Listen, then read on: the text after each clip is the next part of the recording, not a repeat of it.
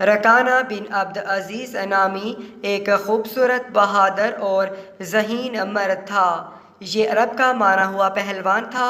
نامی گرامی پہلوان آئے جنہیں اس نے ایک ہی داؤ میں پٹک کر اٹھنے کے قابل نہ چھوڑا۔ وہ وحشی انسان تھا، صرف لڑنا مارنا جانتا تھا۔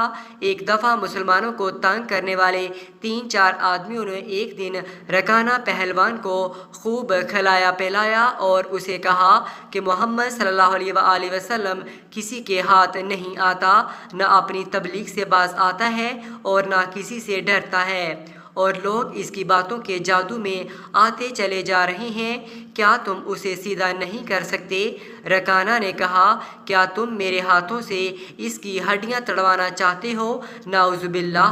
رکانہ نے اپنے چہرے پر مست بھینسے کا تاثر پیدا کر کے تکبر کے لہجے میں کہا تھا، لاؤ اسے میرے مقابلے پہ، لیکن وہ میرا نام سن کر مکہ سے بھاگ جائے گا۔ نہیں نہیں، میں اس کے ساتھ لڑنا بھی توہین سمجھتا ہوں۔ اس نے اکسانے والے آدمیوں کی بات نہ مانی۔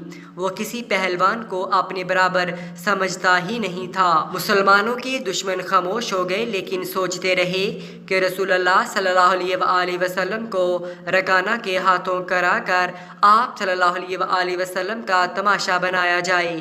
نعوذ باللہ۔ مکہ کے یہودی خاص طور پر رسول کریم صلی اللہ علیہ وآلہ وسلم کے دشمن تھے، لیکن وہ کھل کر میدان میں نہیں آتے تھے۔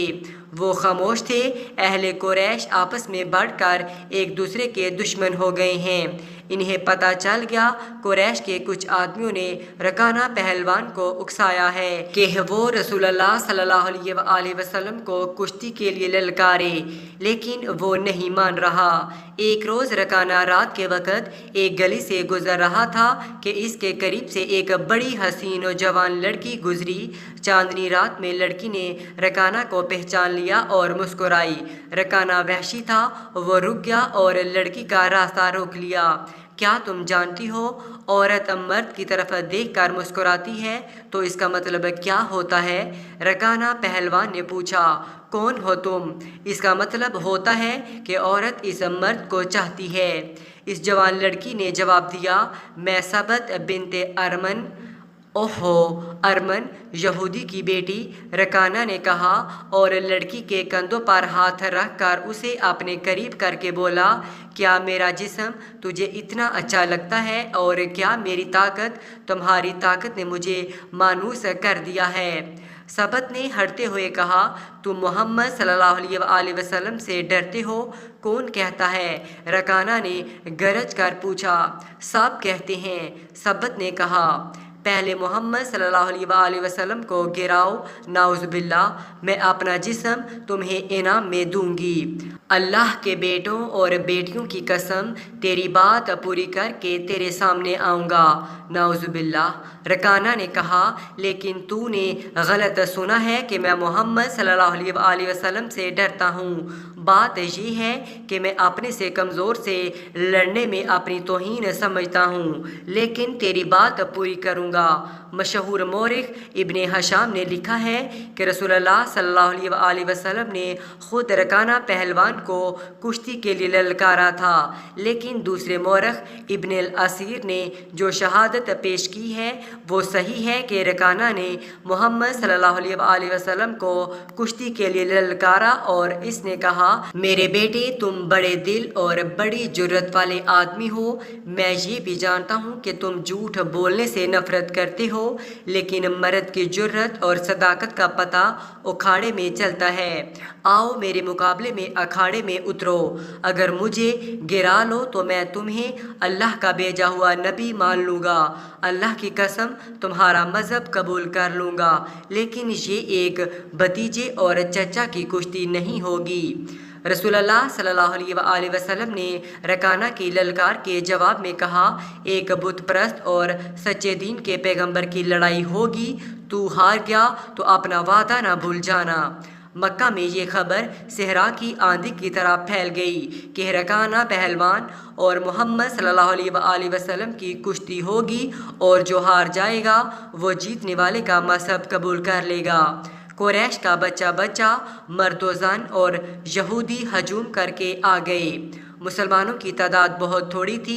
وہ تلواروں اور برچیوں سے مسلح ہو کر آئے کیونکہ انہیں خطرہ محسوس ہو رہا تھا کہ قریش کشتی کو بہانہ بنا کر رسول کریم صلی اللہ علیہ وآلہ وسلم کو نقصان پہنچائیں گے۔ عرب کا سب سے طاقتور اور وحشی پہلوان رکانہ بن عبد العزیز رسول کریم صلی اللہ علیہ وآلہ وسلم کے مقابلے پر اترا۔ اس نے حضور صلی اللہ علیہ وآلہ وسلم پر طنزیہ نظر ڈالی اور آپ صلی اللہ علیہ وآلہ وسلم پر تھپکی کسی۔ آپ صلی اللہ علیہ وآلہ وسلم مکمل خاموشی اور اطمینان سے رکانہ کی آنکھوں میں آنکھیں ڈال کر دیکھتے رہے کہ وہ بے خبری میں کوئی داؤ نہ کھیل جائے۔ رکانہ آپ صلی اللہ علیہ وآلہ وسلم کے ارد گرد یوں گھوما جیسے شیر اپنے شکار کے گرد گھومتا ہے۔ ہجوم رسول اکرم صلی اللہ علیہ وآلہ وسلم کا مذاق اڑا رہا تھا۔ مسلمان خاموش تھے، وہ دل ہی دل میں اللہ کو یاد کر رہے تھے۔ انہوں نے اپنی تلواروں کے دستوں پر ہاتھ رکھے ہوئے تھے۔